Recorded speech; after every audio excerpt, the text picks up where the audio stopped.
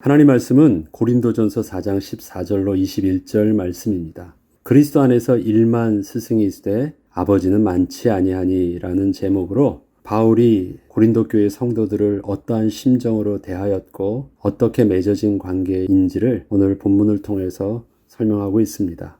본문 4장 14절로 15절에는 내가 너희를 부끄럽게 하려고 이것을 쓰는 것이 아니라 오직 너희를 내 사랑하는 자녀같이 관하려 하는 것이라. 그리스도 안에서 1만 스승이 있으되 아버지는 많지 아니하니 그리스도 예수 안에서 내가 복음으로써 너희를 낳았음이라. 오늘의 본문을 보면 바울이 지금 고린도 교회 성도들에게 전하고 있는 편지의 내용들이 스스로 생각할 때에도 그리 편하게 받아들일 수 없던 내용과 표현이라는 것을 잘 알고 있었습니다. 그럼에도 불구하고 바울이 마음에 담아 전하고자 했던 것이 단지 다른 거짓 교사처럼 내가 전해준 복음이 진짜다라는 것을 어필하려고 하는 것이 아님을 또 성도들이 알기를 원했기 때문에 그러한 표현을 쓰고 있던 것이었습니다. 바울은 그리스도 안에서 1만 스승이 있으되 아버지는 많지 아니하니 라고 하면서 그동안 자신이 성도들에게 복음을 전하고 가르침에 있어서 어떠한 마음과 심정으로 다가가서 말씀을 전했는지를 마치 자녀를 대하는 아버지의 마음으로 설명해 주었습니다. 그리고 그것은 성도들을 대하는 자세만 달랐던 것이 아니라 성도들에게 전하여 준 그 복음도 다른 거짓 교사들과는 근본적으로 다른 것이었음을 어필한 것이었습니다. 자녀를 대하는 아버지의 마음과 제자를 대하는 일반 스승의 마음이 같을 수 있을까요? 무엇이 근본적인 차이를 만들어낼까요?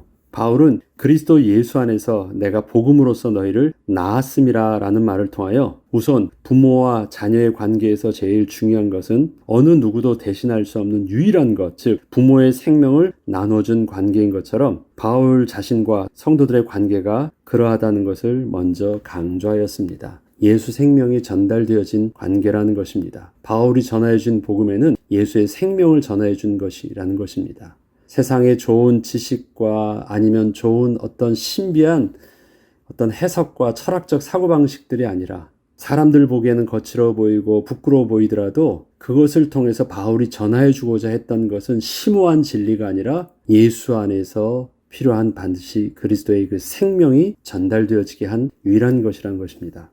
만약에 복음이 단순히 가르침을 받아야 하는 지식적인 내용이 전부라면 그것은 수많은 스승들을 통하여서도 배울 수 있는 것이었지만 바울이 전하여준 복음은 어떠한 심오한 진리를 가르쳐준 것이 아니었고 예수 그리스도 안에서 예수의 생명을 전하여준 것이었기에 이것은 어떠한 스승이 오더라도 결코 줄 수 없는 것을 통하여 맺어진 관계라는 것이었습니다. 그리고 바울은 계속해서 이러한 관계 안에서 너희는 나를 본받는 자가 되라고 권면을 합니다. 바울을 닮은 모습이 생명의 삶 속에서 드러나도록 하라는 것이었습니다. 이것은 단순히 바울이 가르친 그 지식적 내용을 잘 따르라는 것을 넘어서 복음을 위해서 삶을 헌신하고 있는 복음에 대한 바울의 태도를 본받으라는 것이었고 성령 안에서 생명의 열매를 맺으라는 것이었습니다. 그것은 분명 예수 안에 있는 생명의 열매가 나타나는 삶을 살라는 것이었습니다. 이를 위해서 바울은 고린도 교회 성도들에게 디모데를 자신의 서신서와 함께 보낸다고 하면서 디모데를 통하여 바울을 본받는 것에 모델을 삼으라고 하고 있습니다. 17절에는 이로 말미암아 내가 주 안에서 내 사랑하고 신실한 아들 디모데를 너희에게 보내었으니 그가 너희로 하여금 그리스도 예수 안에서 나의 행사 곧 내가 각 교회에서 가르치는 것을 생각나게 하리라. 바울은 고린도 교회 성도들에게 디모데를 소개함에 있어서 먼저 디모데가 자신의 사랑하는 아들이라고 소개하고 있습니다. 이것은 바울과 디모데와 맺어진 관계가 바울과 고린도 교회 성도들과 맺어진 관계와 동일하다는 것입니다. 고린도 교회 성도들보다 앞서 동일하게 예수 생명으로 낳고 아버지 마음으로 온전히 양육을 해서 바울 자신을 닮은 자가 된 디모데를 서신서와 함께 보내서 고린도 교회 성도들 또한 자신을 닮은 자가 되기를 원한 것이었습니다. 디모데를 통해서 자신을 닮은 자의 모델을 보게 한 것입니다. 그렇다면 바울이 자신의 아들이라고 하며 파송한 디모데를 대함에 있어서 고린도 교회 성도들은 어떠한 모습으로 대하고 또 그 디모데를 따르도록 해야겠습니까? 17절에는 그가 너희로 하여금 그리스도 예수 안에서 나의 행사 곧 내가 각 교회에서 가르치는 것을 생각나게 하리라. 디모데를 보면 누구를 볼 수 있다는 것이에요? 바울이 보인다는 것이에요. 그러면 그 디모데를 통해서 지금 너희들을 가르치고 있는 거짓 교사, 미혹하게 하는 그 거짓 교사와 무엇이 다른 것인지를 제대로 보라는 것입니다.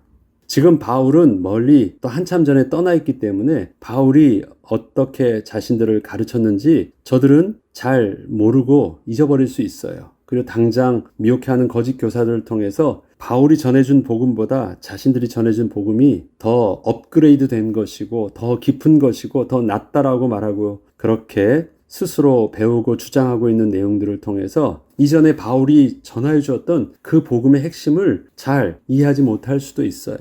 그런데 디모데가 가면 어떻습니까? 아, 바울이 전해주려고 했었던 그 복음의 본질이 그러한 것이었구나. 디모데의 모습을 보면 디모데가 전하고자 하는 그 복음을 전하는 그 태도를 보면 잘 알 수 있는 것입니다. 우리는 언어라는 것이 반드시 내용만 있지 않은 것을 압니다. 똑같은 내용이라 할지라도 그것을 전하고자 하는 사람의 그 마음과 의도와 태도에 따라서 그 언어적 표현은 근본적으로 다를 수 있습니다. 바울이 지금 고린도 교회 성도들에게 말하는 것은 나는 너희에게 아버지와 같이 다가갔다라는 것입니다. 똑같은 내용을 전하는 것처럼 보여도 아버지의 마음이 일반 스승들이 전하는 내용과 근본적으로 다른 것, 다른 그 마음, 그것을 디모데를 통해서 보기를 원했습니다. 그리고 그 가운데 맺어지는 열매가 무엇인지를 그래서 알기를 원했다라는 것입니다. 고린도 교회 성도들은 이미 바울을 본받은 디모데를 보면서 예수 그리스도 안에서 누려야 할 참된 변화가 어떠한 것인지를 보게 될 것입니다. 디모데가 가르치는 것은 바울이 전하여 준 예수 그리스도의 십자가의 복음 외에 그 어떤 것도 없을 것이기 때문입니다. 그리고 그 복음을 통하여 오직 그 복음이면 충분하다는 것을 또한 디모데가 보여줄 것입니다. 그리고 디모데는 이 모든 것을 통하여 하나님 나라는 말에 있지 아니하고 오직 능력에 있음을 보여주게 될 것입니다. 이 능력은 병 고치는 능력과 귀신을 쫓는 그런 능력에 대한 개념이 아닙니다. 그 하나님 나라의 말씀의 권위 앞에서 어떻게 근본적인 변화가 또 생명의 역사가 일어난지를 보게 하여 줄 것입니다. 우리가 다시 한번 복음을 생각해 본다면 무엇이 나를 변화시킬 수 있을까요? 지적인 깨달음이 나를 변화시킬 수 있을까요? 내가 안다는 것과 내가 그렇게 변화되는 것은 본질적으로 다르다는 것을 또 많은 사람들은 잘 이해하지 못합니다. 실질적으로 그렇게 하지 못하면서도 또 그렇다고 해서 이해하지도 못해요. 우리는 영적 신분을 잘 알지 못하고 영적인 문제와 영적인 비밀을 잘 알지 못하기 때문에 그런 것입니다. 그것이 옳다고 누구든 가르칠 수 있다고 해도 그 옳음대로 내가 변화되는 것은 분명 다른 문제인 것입니다. 바울이 복음으로써 너희를 낳았다는 것은 바로 하나님을 떠나 허물과 죄로 죽었던 자를 예수 생명으로 산 자가 되게 하였다는 것을 의미하는 것입니다.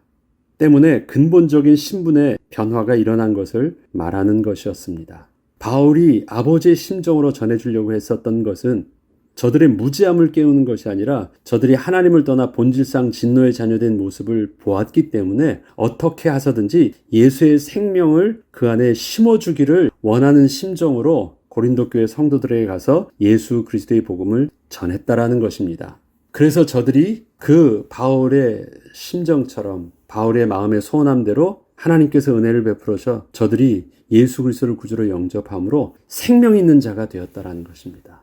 바울은 그것을 너무 감사한 것이었고 또 그 생명이 고린도 교회 성도들을 변화시키는 것을 보면서 계속해서 기뻐하였다라는 것을 바울은 고린도 교회 서신서의 그 서론부터 그래서 그렇게 말을 했고 바울은 여전히 고린도 교회 성도들을 그리스도 안에서 생명 있는 자의 모습 안에서 변화되고 성장하고 있는 그 모습에 계속해서 관심을 가지고 있었던 것입니다.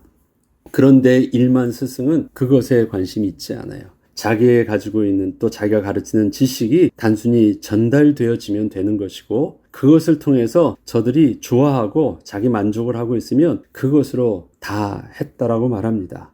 우리 안에 우리를 변화시키는 근본적인 힘은 무엇입니까? 내가 지식을 얻으면 그 지식을 가지고 내 스스로가 그 지식을 따라서 변화시킬 수 있을까요? 사람은 그렇게 될 수 있다고 말하지만 우리 가운데 하나님의 성령이 거하지 아니하시면 본질상 진노의 자녀된 인간의 하나님을 떠난 실존은 결국 그 안에 있는 거짓의 아비 마귀에 의해서 결국 생각하는 것과 생각과 우리가 나아가는 모든 선택과 판단이 결국은 하나님을 떠나 망하는 길로 갈 수밖에 없습니다.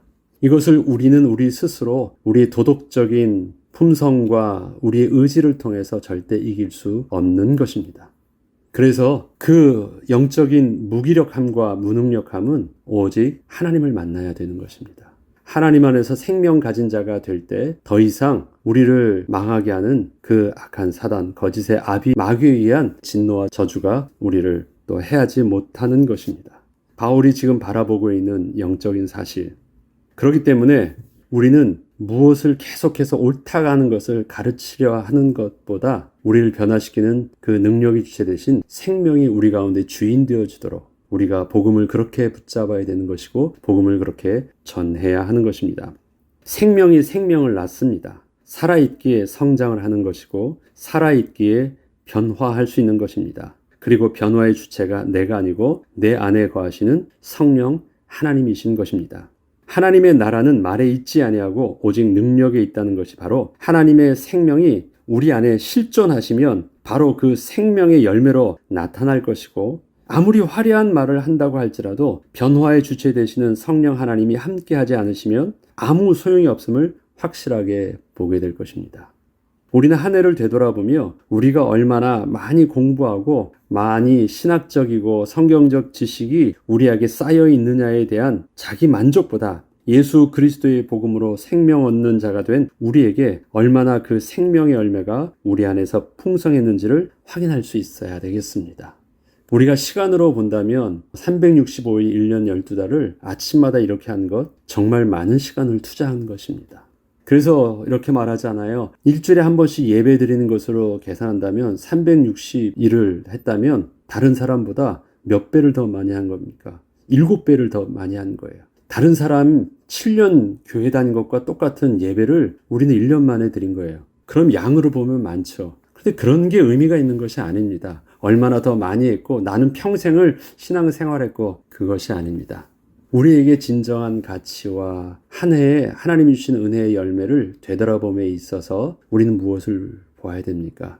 그리스도의 복음이 우리 안에서 생명의 역사를 일으켜 한 것이 맞다면 나는 내가 아무리 노력해도 할 수 없었던 그리스도 안에서 참된 변화와 성령의 아름다운 열매와 성품의 변화가 주 안에서 온전히 이전과 다른 모습으로 변화된 모습입니다. 그것이 우리에게 복음의 진보요 또 성령의 열매며 우리에게 하나님께서 주신 영적 자산의 부요함이 될 것입니다. 한 해를 되돌아보며 우리의 삶에 그렇게 은혜를 주신 하나님을 우리가 볼 수 있다면 비록 지금 내 손에 아무것도 이전과 달라지지 않은 것처럼 보이는 형편 속에서도 하나님이 이미 우리에게 많은 복을 주셨음을 감사할 수 있고 또 기대함으로 내년에 더 큰 믿음의 그릇을 준비할 수 있는 은혜가 저와 여러분에게 있길 주의 이름으로 축복합니다. 기도하겠습니다. 하나님 아버지, 우리는 복음으로 나은 생명을 얻은 자가 된 하나님의 자녀였습니다. 생명이 생명을 낳는 것처럼 우리에게 오늘도 성령으로 함께해 주셔서 성령께서 맺게 해주시는 성령의 아름다운 열매들이 우리에게 풍성하게 또 오늘도 누려지는 하루 되게 하여 주시고 올 한 해를 우리가 마감하며 정리할 때 그렇게 풍성하게 맺게 해주신 주님을 찬양하며 감사하며 또 새로운 믿음의 그릇을 준비하며 또 새로운 한 해를 또 맞이할 수 있는 은혜가 있게 하여 주옵소서. 감사드리며 우리 주 예수 그리스도 이름으로 기도합니다. 아멘.